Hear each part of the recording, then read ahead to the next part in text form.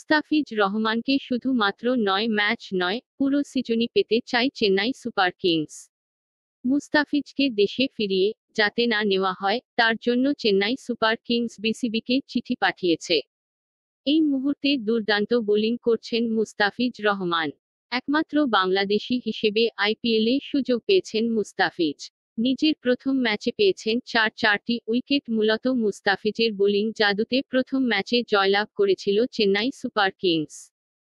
গতকাল নিজের দ্বিতীয় ম্যাচের প্রথম স্পেলে তেমন কিছু করতে পারেনি, তবে পরবর্তী দ্বিতীয় স্পেলে বল করতে এসে পুরনো বিধ্বংসী রূপে ফেরেন মুস্তাফিজ রহমান। শেষ ২ ওভারে ৭ রান দিয়ে তুলে নেন ২টি উইকেট। ধোনির ছোঁয়াতে মুস্তাফিজ প্রতি ম্যাচেই দেখাচ্ছে চমক।